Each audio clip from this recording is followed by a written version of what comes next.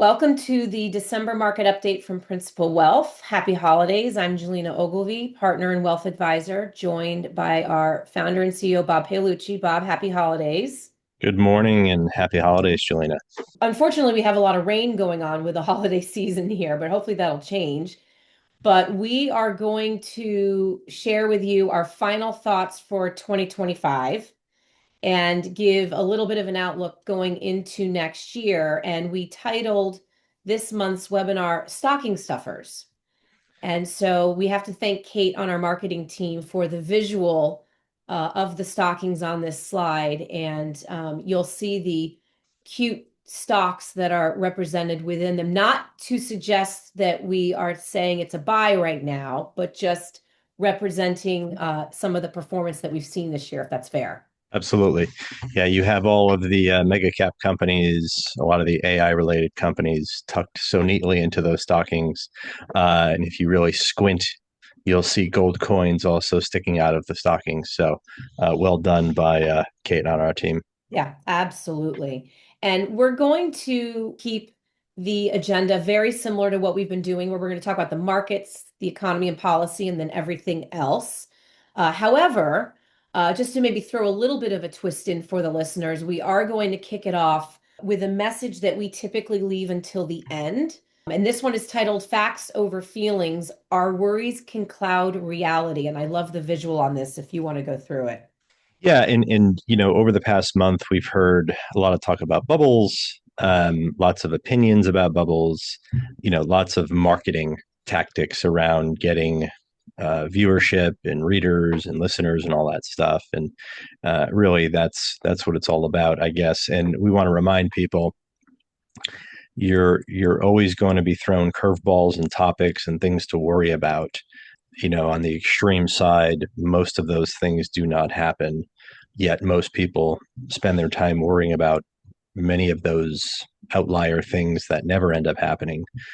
And they worry less about and focus less on the things that they can control. So this image, this it's called Venn diagram, really just shows you on the left side things that happen, very few things. On the right side, things that don't. And you see the circle of worry. It's really what you or what people worry about. It's mostly things that don't happen. Yeah. So, a great dovetail into the month of November really was the host of a lot of the volatility that usually comes in the later quarters. Usually you see it in September and work its way out of the system in October and November. We really didn't see much volatility in September, October. It all showed up in November. But thankfully, it all dissipated by the end of November. And we ended with a positive month, right? The NASDAQ was down slightly, but the market, the S&P 500, the general market ended up positive, which is great. It ended up positive on the last day, last trading day of the year, which was the day after Thanksgiving. And it was a half day market day. Market closed at 1. And it really needed to rise about 1/4%, and it rose about 0.3% on the day. So we ended with a positive month, which we are grateful for. Yeah. And it just goes to show you, the way people may have felt early in November or mid-November versus what ended up happening throughout the whole month, wildly different.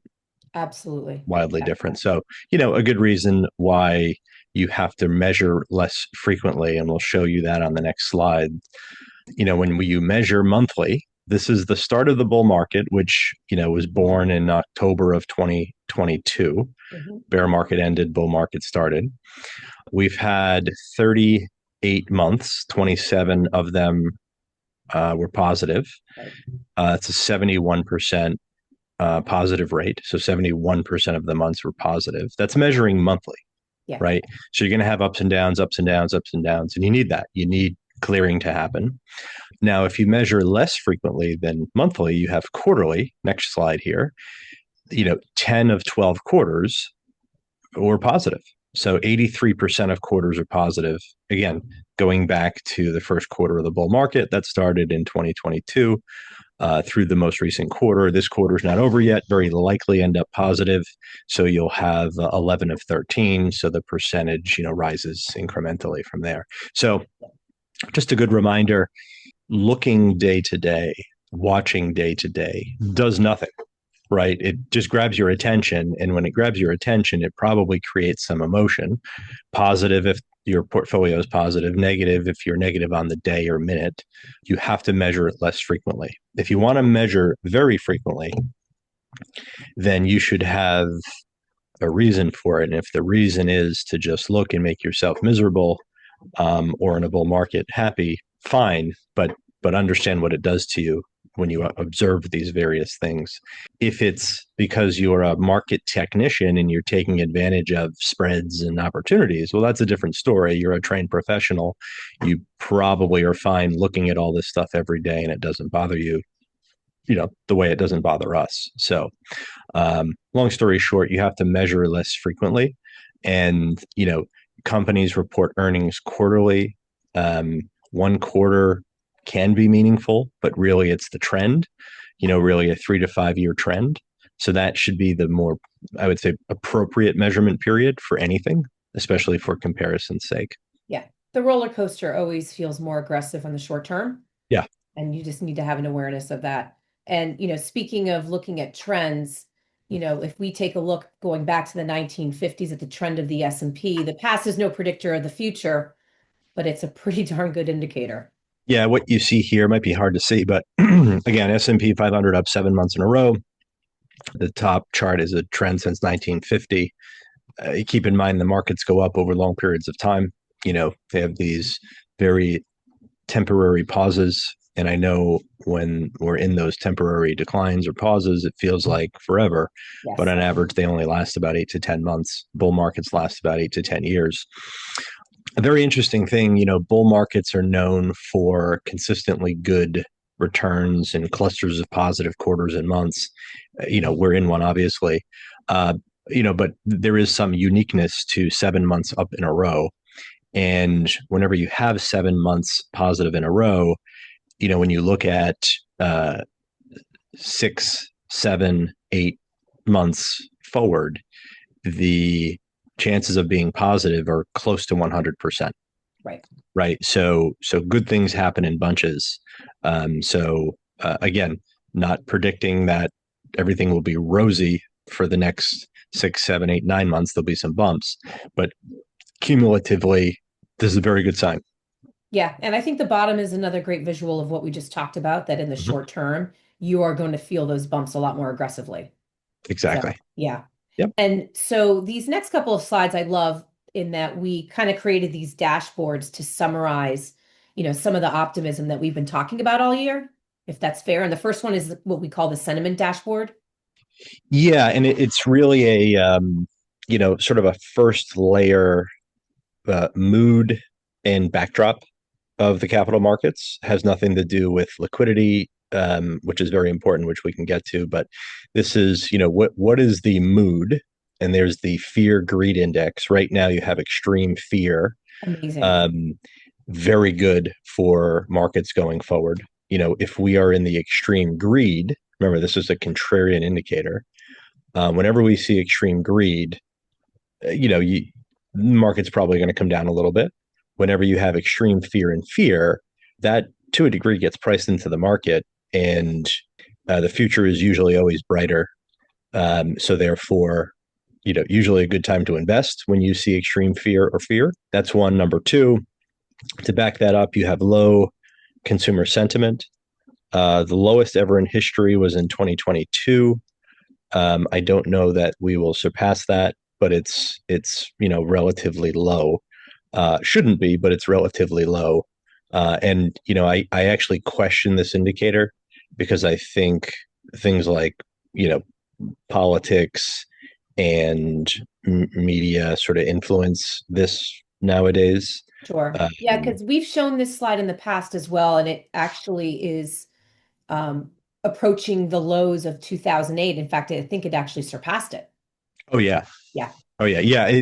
According to this reading, the lowest ever in history was in 2022, when inflation was 9.2%, which made everything unaffordable. And we're still dealing with the fallout from that high level of inflation, 3.5 years ago. Sure. So, Yeah. So again, contrarian indicator, people are sour, great time to invest. Things are usually pretty good. It's a very strong contrarian indicator. Trade policy uncertainty we put up on the top right. That's kind of a newer one for us. It could impact corporate profitability. It could impact global prices. So the more uncertainty we have, the more volatile the markets will be. The less uncertainty we have, the more stable prices will be. So we've seen this chart, over time, but more specifically, if you look at the peak, which was in April, we are way down when it comes to the trade policy uncertainty index. So that's good. And then the bond market volatility, which is really a tracker of interest rate volatility, has come way down since the spring. And it's a combination of the Fed actually doing what they said they were going to do on top of a clearer path for the Fed, if that Yeah. makes sense. Yeah. Absolutely. So, so this is actually a pretty good setup. I think it's a great setup. And, even to take it one step further, some of the fundamentals that we've been talking about all year, we have summarized here on this page, whether it's the buybacks, the dividends, the capex, the earnings, all looks good. Yeah. This is, again, equity fundamental dashboard looking at buybacks. Companies are spending money buying back their own stock. They're increasing dividend payouts. They don't do this if they don't have confidence in themselves in the future. Mhm. They don't do this if they don't have cash to spend. So things are good, and they are rewarding shareholders by buying back shares of their own company to create scarcity value for the shares that you own. They're paying you out more dividends. Of course, kind of driven by their earnings, which are increasing. Can they continue to forecast higher earnings and capex? So businesses are spending money, probably as much as they've ever spent on various things. A lot of it is AI. A lot of it is AI infrastructure.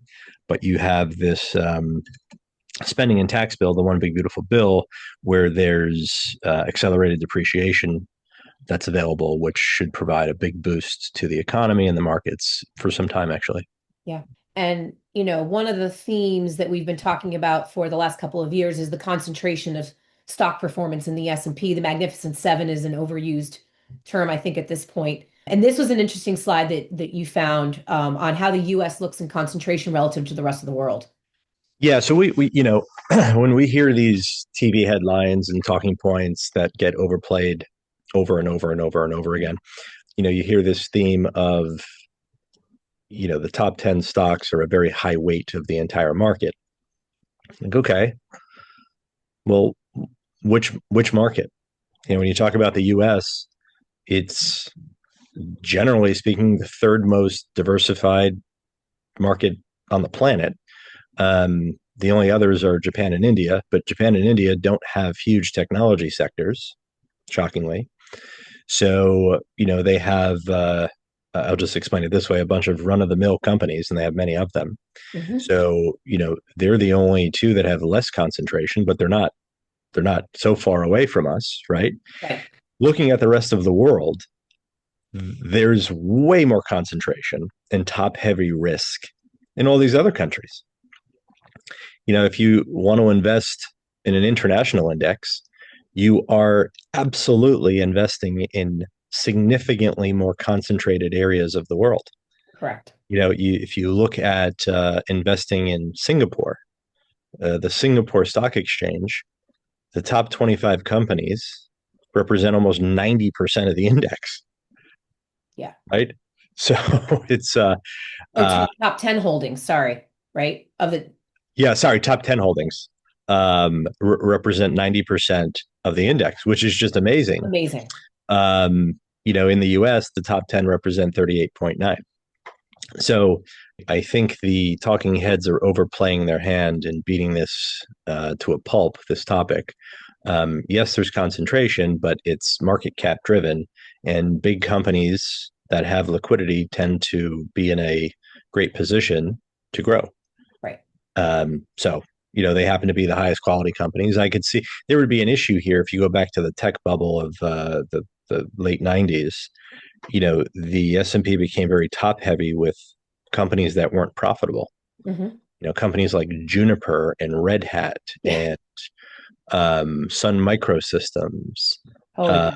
You forget these most of names. which, right? So many of which, Global Crossings, many of which don't exist anymore. There were no earnings in these companies. Right. Today, the biggest companies in the world have all the earnings.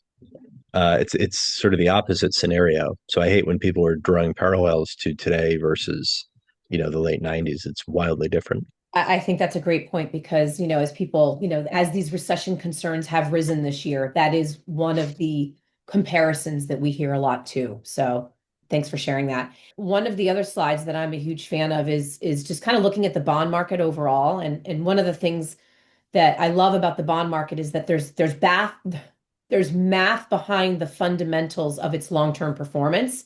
And I think this is a great description of what that does. Yeah, so investing in bonds, right, over a long period of time. I mean, it makes sense when you explain it this way rather than me getting into the complicated equations that back this data up. When you invest in bonds for the yield, right? And the yield, generally speaking, for investment grade bonds, not non-investment grade bonds, investment grade bonds, tends to be the return that you get. Occasionally, if you buy bonds at a discount, Yeah. you get yield plus some appreciation. Occasionally, and we would never do this, Julina, you buy bonds that are premium to par value. You're in essence chasing yield, is what you're doing. Holding them to maturity means your return is actually going to be less than yield, Hmm. right? Yeah. Because they matured down to par if you buy them at a premium. Long story short, your return in bonds is highly, highly, highly correlated to current yield. And it's wildly accurate. That statement is wildly accurate when you measure in 5 and 10 year periods of time. This is a chart showing the 10-year correlation of actual bond returns and actual starting yield. And you can see the blue chart and the brown squiggly line on the left sort of matches, right? Hmm. Pretty close. Yeah. So now you have yields on the right hand side at just under 4.5%, generally speaking. Very good predictor of returns over the next 5 and 10 years. Yeah. Absolutely. So what are we saying here? What we're saying here is there's decent opportunity in bonds, especially at a time where the Fed is very likely going to continue to cut interest rates on the short end. That does create spread opportunity, right? So if the Fed cuts rates down to 3 or 2.5, wherever they're going to end, today we're looking at a scenario where we can get clients just in plain vanilla stuff close to 4.5%. Right. It's pretty good. It's pretty good. Yeah. And, so our optimism for stocks is, there's an equal optimism for bonds. Yeah. And on top of it, when we saw the volatility earlier this year, bonds did what they were supposed to do, and they gave you diversification in your portfolio from the stock market. That's right. Yep. They're still boring, but they have a place in most investor portfolios. It's like watching paint dry sometimes. That's right. Yes. So, and kind of keeping with this theme, let's talk about monetary policy and the language around how important it's become. Yeah, so the Federal Reserve, right? They the handlers of interest rates, money policy, many other things. They have tools. The tools that most people know about are things like, hey, they can tinker with the federal funds rate, the discount rate, which is where they lend to banks. They can buy securities in the open market. They do quantitative easing and quantitative tightening. But a lot of people forget about this other tool, and it is an absolute useful tool.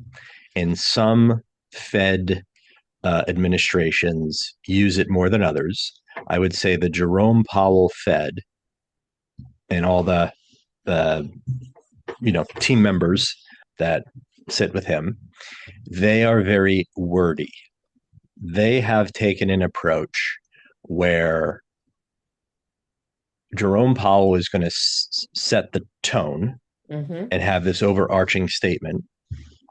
And then he sends the team out to play offense and defense. He's got half of the crew saying very dovish things, why we should cut.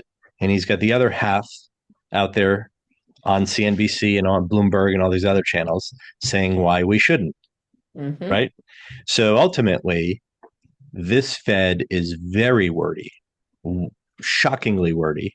You typically don't hear from all the Fed presidents and governors, right? You typically hear from the head of the Fed only, Yeah. thinking back over the past 20 years. Um, can anyone tell me outside of Alan Greenspan who else was talking during his term? Exactly. Yeah. Right. It was Greenspan only. Yeah. Then you had who did you have? Bernanke and then Yellen, and it was more so about them. If they wanted to massage the message a little bit more, they'd have one or two key people go out and talk. Hmm. Now the entire team.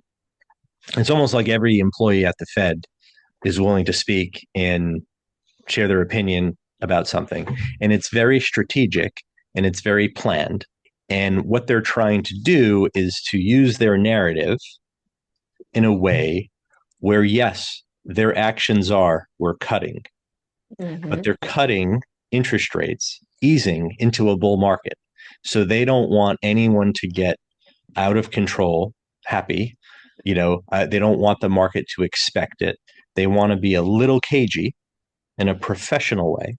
So, hey, team, go out there and talk like we may not do it, right? To add a little confusion Right. to it. So what you see here, Julina, is the chart illustrates the odds of a Fed cut um, going back to end of October Hmm. through end of November. And along the way, the Fed has been chirping the various members, and whether they're dovish or hawkish, that has moved the odds of a cut pretty dramatically until recently. John Williams, head of the New York Fed, came out and pretty much said, yeah, we're going to cut. And what you saw was right around November 21st, Yeah. that's when he spoke, you started to see everything really get priced in. Right. Like, okay, we're in for a cut. Now, this is a week old, this chart. Right now, I could tell you that the odds of a cut are, I believe, north of 90%. Okay. So, and we're, 2 weeks away from a Fed meeting. I would say that's pretty much baked in at this point. Okay. But again, this is the Fed being somewhat manipulative, trying to, set proper expectations or control expectations around rate cutting.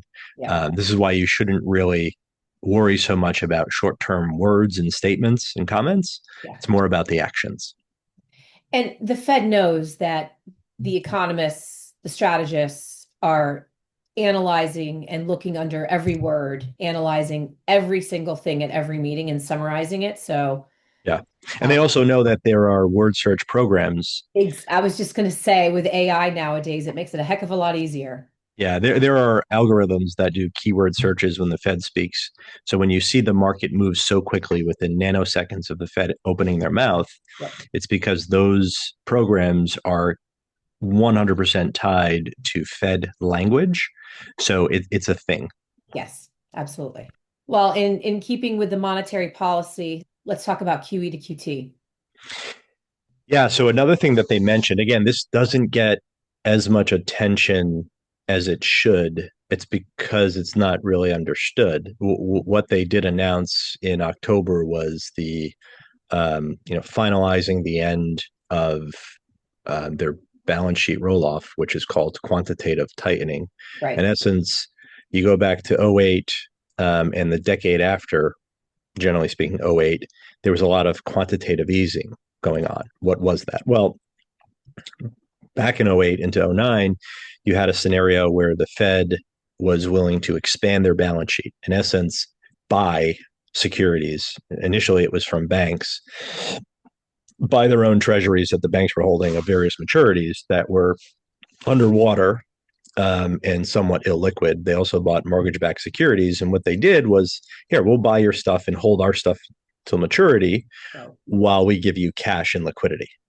Right. So that really greased the wheels in '08, '09. And then there was some of it that continued from 10 to, let's call it, 2018 or so, Yeah.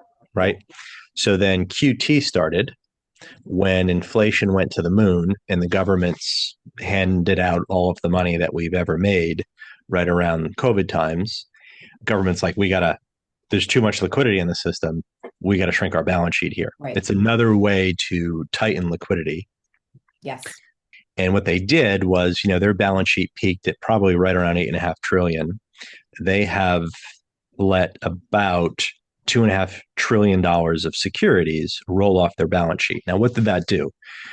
Well, when they were in quantitative easing mode, they were buying bonds, right? They were actually buying bonds, which provided some control of intermediate treasury rates. So one can say they sort of manipulated the yield curve a little bit because they were such a big buyer of their own stuff. They kind of controlled not only short term rates, which is what the Fed controls, they had influence over intermediate term rates, 3 year, 5 year, 7 year, 10 year, because they were buying all that stuff Yes. that they issued. They were eating their own cooking. Not only were they eating their own cooking, but correct me if I'm wrong, this had never really been done before. Right. So, the argument is, well, we're providing liquidity to the markets. Yeah. Okay, fine. And then in 2022, they started quantitative tightening. Now, the opposite effect was actually happening. So when you look at intermediate and long-term rates, something that was putting pressure on interest rates was the fact that they were not participating in the open market like they were for the prior decade, Right. right? So you had more of a natural rate happening, which is, slightly higher, which is where we are now. Yeah. But now they're done with that. So they're done with that, which means on a relative basis, it's going to feel like easing. Okay. It's going to feel like there's more demand, Right. right? My guess, and we'll talk about this in January, is that they will very likely start easing again. They may not do a lot of it, but they may start easing because I think they understand that they have influence on long rates now or intermediate term rates. And if they really want that 10-year treasury to come down or the 7-year to come down, therefore mortgage rates to come down, which is the key ingredient here, they may do some tinkering. That is one of our items that we'll be talking about. One of our predictions for 2026 is that the Fed will start easing again, separate from interest rate control. Right. They might start expanding their balance sheet again, Okay. I but we mean, shall see. this is a lever that they, you know, when you look at this slide, it's a lever they've been obviously pulling very aggressively over, the last, since the financial crisis, but prior to this, it had never been done. That's right. So, okay. Thank you for going through that. Mm-hmm. And then let's also talk about inflation, since that's still top of mind. Yeah, I mean, we've talked about this a lot. Again, you just have to understand the basics of how it's calculated Yep. and the weight of the items that go into inflation. What you have here is a chart of, let's call it the next 12 months of what is going to roll off. And you see the November, December, January, which comes out, it's a month delay. So November comes out in December, December comes out in January, January comes out in February. Yeah. We've got a few months of hot months they're going to roll off, right? So they're going to roll off and new cooler months are going to roll on. We're pretty confident about this. Number one, energy is low. Oil is low. Number two, a lot of those hot items of the past, over the past 3 or 4 years, right? I don't see 200% increases in auto insurance and homeowners insurance and all these weird categories happening anytime soon. Number one. Number two, housing. Yeah. The 40% anchor in the inflation calculation is going to continue to roll cooler, right? So if 60% rolls positive incrementally and 40% rolls much cooler, trust me, that 40% is going to be overpowering to a lot of this inflation data. So Okay. I think one of the positive outliers for inflation is I think people are underestimating how housing and shelter will influence the inflation number. Okay. And I think it'll influence it in a lower way. I also think it's interesting when you look at the line at the bottom, which is business expectations, that is trending lower. That's right. Yeah. So that's Yep. great. And I think just to kind of continue this conversation one step further, everyone has an opinion about inflation. Yeah. So it depends on who you ask. Yeah. Well, there's one opinion that's right infrequently, which is the blue line, and there's one opinion that's pretty spot on because it's an unemotional view. So what you see here is the difference between consumer inflation expectations and business inflation expectations. And consumers are there's a pretty wide gap. When things change dramatically in short periods of time, there's a lag. I'm gonna say this is mostly due to the lag in data. People are still talking about eggs that have increased in price, but I think they forget that they're down about 82% from its peak, right? So you see how people talk and people think. Businesses are like, no, we know that eggs are way down. So businesses tend to be wildly accurate when it comes to looking at and talking about inflation. And what you see here is a major gap between what people think, consumers, and what businesses think. And businesses, certainly since 2021, have been spot on with their expectation. Yeah. It's almost like they've been the perfect predictor of inflation, and consumers have been the worst predictor of it. Yeah. And I think it's easy for us as consumers to direct our opinion on inflation based on our spending habits. So to your point, Bob, if I told you how many eggs we go through in my house, I literally went to Costco last night and bought 4 dozen eggs. Right. It's, that for me has been an anchor over this Totally. environment. I think it's really funny that you brought eggs up. So, Yeah. yeah. So let's talk a little bit about employment and the normalization that we're seeing. Yeah. So a couple of charts here on employment. Again, the Fed is really using the employment data as the decision driver here for continuing to cut. And, it makes sense. I mean, ultimately, full employment is an unemployment level that's somewhere between 4% and 5%. Right now, we have about a 4.5% unemployment rate. So technically, that's full employment. Yeah. But the trend is, it's up from 3.9. Hmm. And then if you go back, 3 years ago, when tech companies were just hiring people so other companies wouldn't hire them, like that's sort of an artificial employment level. Yeah. That's when we were at 3.6% unemployment, but I take that with a grain of salt. That was probably too low. So we're at, let's call it 4.5% unemployment rate, which is full employment, but again, trending up from 4. The Fed doesn't want to get to 5. I would say 5 is probably still a full employment safe range. And we put that range up in the top left so you can see where we are, almost halfway into the full employment level. The payroll net monthly change, yeah, so payrolls have normalized. Again, I think when you go back to 01 and 02, you still had some COVID overhiring influence there. Hmm. Remember, it was an employees job market, Yes. and it's almost never an employees job market. Sure. The employer job market, which is the norm, looks more like the market that we have today. And then you look at down the bottom, the Indeed, which is a job hiring site, overall job postings index. We talked about in many of our presentations that the amount of help wanted ads out there was astronomical. Hmm. And you've seen that come down quite a bit over the past 4 years. So again, we're still above the 2019 levels, the pre-COVID levels, but we're getting back to trend. Okay. Obviously a hot topic, so Yeah. important to keep an eye on. And let's talk about some stimulus that we're seeing from the recent, possibly more from the recent bill. Yeah. So the One Big Beautiful Bill Act, that's OBBBA, if you're asking. Normally, when there's a tax and spending bill that goes into effect, you have this immediate requirement to have employers and payroll companies update payroll withholding, right, for employees. Not with this one.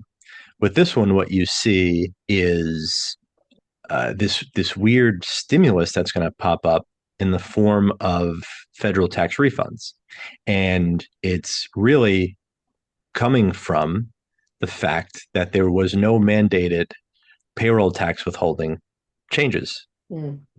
after this bill.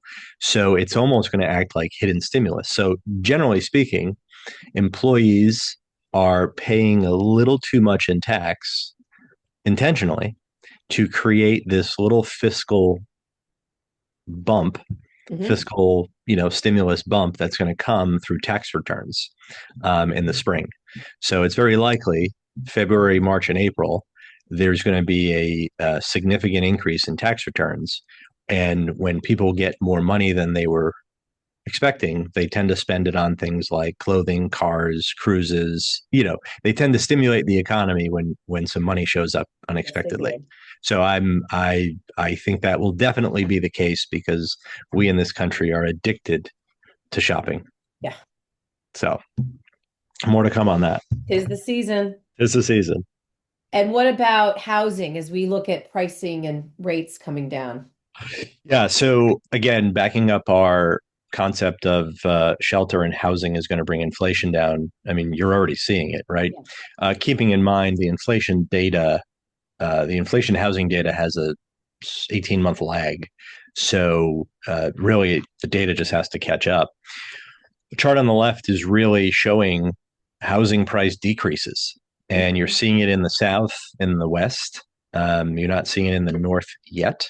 The North, especially the Northeast, tends to be much more interest rate sensitive, and it's our forecast that you will likely see significantly more inventory in the coming year, in the coming years, than we've seen over the past couple of years. And again, that's mostly going to be driven by mortgage rates, which impact affordability, more so than price, actually, right? Because generally speaking, people are buying homes, they're using mortgages that are 15 or 30 years. And when you compound interest over a long period of time, it's a massive increased monthly payment. So in a low rate environment or lower rate environment, affordability rises quite a bit. That's why there's a lot of talk of, hey, we have to do something about mortgage rates, or we have to do something about the 10-year because they're not married, but they live in the same condo. Okay. Yeah. So more to come on that. But I think a lot of people, especially our clients that visit Florida or spend time in Florida, they'll be the first to tell you, yeah, prices have come down pretty tremendously. Okay. Yeah. Absolutely. All right. So final slide here with the economy and policy. Let's talk about Black Friday spending as we're literally in this moment. Yeah, so Cyber Monday was earlier this week, record-breaking Cyber Monday. I mean, it feels like every day is a shopping holiday, right? But anyways, the more traditional one, Black Friday, yeah, we saw an 8% increase year over year, and the year prior we saw a 10% increase. So, all this talk of consumer sentiment is so low. I'm very skeptical of the consumer sentiment numbers. Again, major contrarian indicator, because the proof is in the pudding here. If Mhm. consumers aren't optimistic and sentiment is very low, and it's very truthful, they're not spending money. In Yeah. this case, they're spending a ton of money. People are shopping until they drop, and you don't have that with real low consumer sentiment. Yes. So rather than, you know, believe the sentiment numbers, I just go with the real evidence and show me their actions. And the Mhm. actions show that people are spending tons of money. Yeah. Yeah. And Absolutely. a lot of it's discretionary. Okay. Yeah. And that's what Black Friday is. No one's stocking up on broccoli on Black Friday. People are buying, you know, gifts and junk and all discretionary items. My girls use the Giftly app to Yeah, Julina, I'm now well aware of that Giftly or Giftful app. a giftful, maybe. Yeah. Yeah, And you can tell how I use it. But my girls were pointing out to me on Black Friday what the discounts were on their list for this where year. to buy it, what size. Here's my holiday shopping list. Yeah. And here are my 300 items that I'd like, Dad.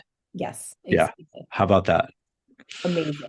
Yeah. So, and then finally here, if we look at this sort of everything else section, Yeah. this is an interesting one on digital Mensa meeting. Yeah. I mean, look, we're trying to be witty, Julina. A digital Mensa meeting, right? So, what this is five AI systems get into a room and have dinner. Insert joke here.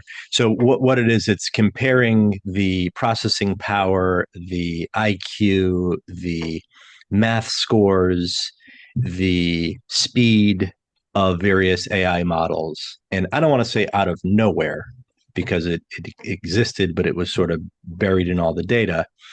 So ChatGPT, OpenAI, has been sort of the leader in the space, right? And out of nowhere, almost, you have Gemini. Gemini is Google's AI tool, has popped up, and it's starting to flex its muscles because it's quick, it's smart, it's beating everyone in high school math exams, and it's very good in reasoning. Now, that makes sense when you really think about how AI gets its data. Mm-hmm. It gets its data from big data sets. Where's all the information? Where do people go to look things up? Google. Google. Google has all the data. Of course, Yeah. they should be a leader, one of the leaders. They have all the information. They have all the history. They have all the search information. They have all the links. They have all the truthful stuff. They have all the not so truthful stuff. Everything is generally searched for through Google. Mm-hmm. And hence it's no shocker to us that Gemini, Google's AI tool, is rising pretty quickly. Yeah. Wow. Yeah, and on that list is ChatGPT, which is OpenAI. There's Grok, which is Tesla's AI. There's Claude. There's all of these companies, Perplexity, all that stuff. They all have these AI tools. It makes a lot of sense that Google is now their tool is starting to work better. Meta has one as well. Again, another huge data set is held within the bowels of Facebook and Instagram and all their tools. So hence Meta, Facebook, also has a quickly up and coming tool. Yeah. And I don't know how many listeners are listening or looking at this slide and thinking, wow, a year ago, I barely understood ChatGPT.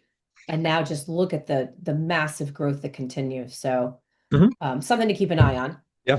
And, also something else to keep an eye on that was in the media recently is, we've seen some instability in stablecoin. Yeah.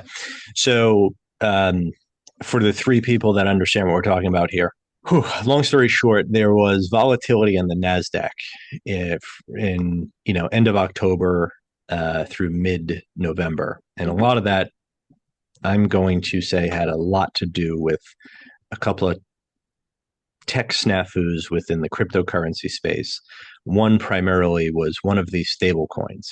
The one that had an issue should no longer be called a stable coin. I don't think it should have ever been called a stable coin because it's not backed by dollars and cash reserves and all that stuff. The others are. This one isn't. Long story short, one of the platforms started liquidating massively because it had a bad feed of data. Okay. Right. And that bad feed of data was not checked. There was no due diligence on it. A signal was sent that there's some illiquidity issues. And because of that, there was a bunch of selling that occurred. Very quickly. Very quickly. Again, the trouble with having an asset class that trades 24/7 is this nonsense can occur. Yeah. Right. So we are not big proponents of like the US stock market trading 24/7. That's absolutely ridiculous. There has to be some controls because crazy stuff can happen, especially when there's a lot of technology involved. Sure. So long story short, there was a bad feed that was given from one of the exchanges, and the feed was not tested on the other exchanges because the other exchanges were saying, no, everything's fine. You just got a bad feed. So what happened was there was a ton of liquidating that happened. And when there's liquidations that happen, there are margin calls. When there are margin calls, there are other asset classes that get sold, right? So, hey, we don't care about your junky coin here.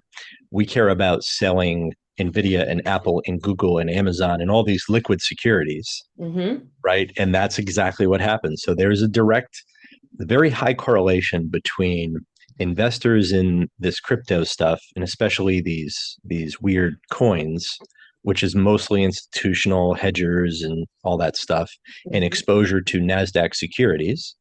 And the NASDAQ securities acted as the liquidity pool for the custodians to you know, shore things up pretty quickly.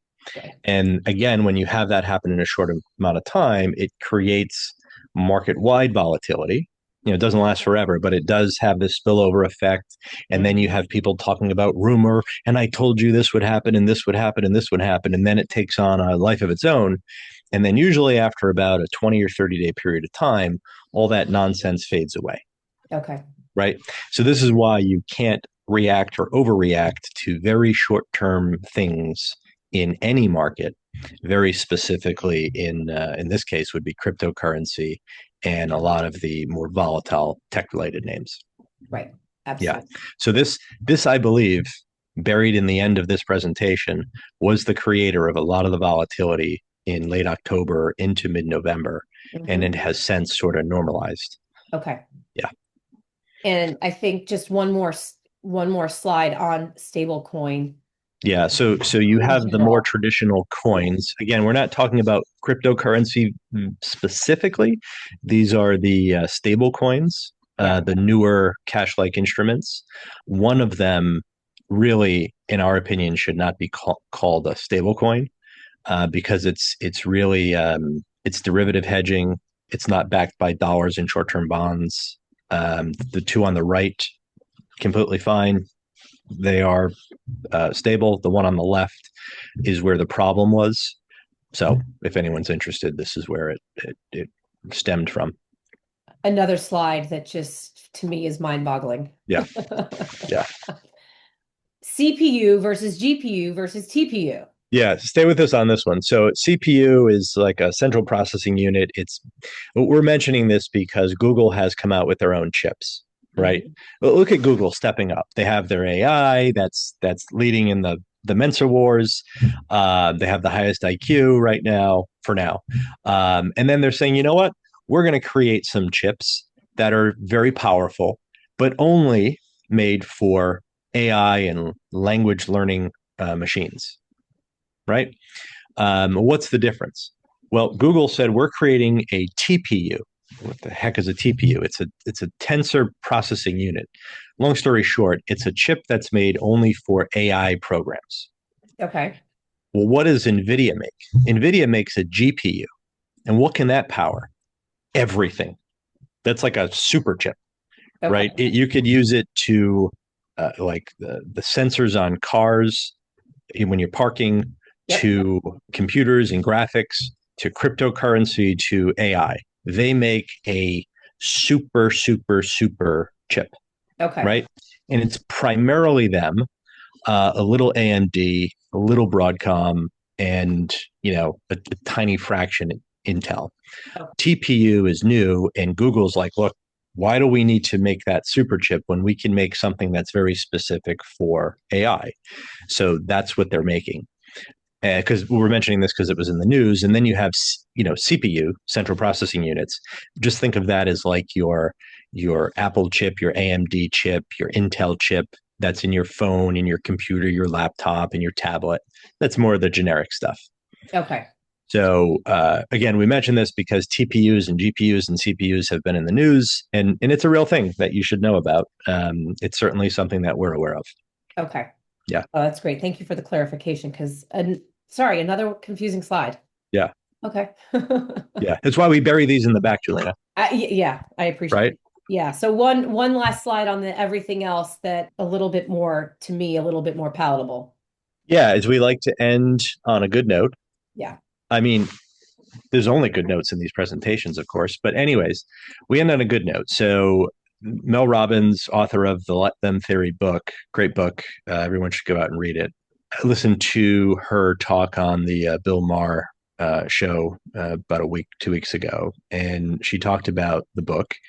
And I just thought it would be very helpful to share that in quotes from her. The theory of the let them concept is so simple. It's basically the fastest way to lower your stress and have more peace and control in your life is to stop trying to control everybody else. Let them have their opinions, let their behavior, take all that power and time that you've been wasting on other people and bring it back to yourself. Focus on your thoughts, your actions, and the way you want to live your life. Life will get very simple and a lot more peaceful, and you'll feel more powerful and in control. right? Let people be who they are, let people be who they want to be. Here's why it works. Again, her quotes, her words. It reduces the number one source of stress in everyone's life, and that's other people. Her words, other people are so annoying. Their opinions, their close talking, their judgments, their expectations. And the more you try to control them, the less control you feel. And it's much easier to say, let them. Yeah. Yeah. Our advice with the holiday season upon us and the gathering of family members, some of which you see all the time, some of which you see only this time of year. Mm-hmm. Let them have their opinions. Let them be who they want to be. Let them be who they are. Whether it's right or wrong, they are who they are. You are who you are. Take a step back, take a breather, and re-engage if you haven't engaged with your family and friends. And just let everybody be who they are, say what they want, and it is what it is, right? Brush it off. It's okay. You can't control everybody, and just try to be happy. Remember that family and friends are important, and people are going to have their opinions, and it's okay to have an opinion. Yeah. So It's such a simple message, but not easy for everyone to acknowledge. I think especially if you are someone that is on social media. So I thank you for bringing this one up. yeah, and I should also mention, Julina, you just completed your 15th Ironman competition. Which is why I'm a little sick. I apologize. Yeah, Julina was in Mexico celebrating a milestone birthday. Yeah. She turned 20, everybody, Yeah. as I'm sure you can tell, and she completed yet another Ironman. I don't know when she has time to train, probably sometime between 2 a.m. and 4 a.m. But she did it again. We're so proud of Julina. Well, thank you. And happy birthday to you last week, Yeah. right? Yes. You did it again. That's fantastic. It's an amazing feat. I don't know anyone else who has done that. Such a rare thing to do, and 15 of them. I'm surprised your limbs are still, okay. Struggling a little, but Yeah, I will say thank you because I will say this. I have never competed I was in Mexico. And so the challenge of not drinking water and being very cautious about the fruits and vegetables that you're eating was one of the reasons I got sick. I think it's a great reminder of how fortunate we are totally. in where we live and the health and nutrition that is available to us. I will say that. Absolutely. That really came and hit me during that race. So Yeah. thank you. Yeah. And as always, we want to thank all of the listeners for if you've listened to all 12 webinars this year, we especially appreciate it. And hopefully you will hear from us today that our message really was not that different from some of the previous ones. We are still optimistic of the opportunity and going into next year, but make no mistake that in January we'll come out with another webinar and we'll have some more detail around what we think the opportunities and or maybe challenges for 2026 may pose. So thank you, Bob, as Right. always, for your insight.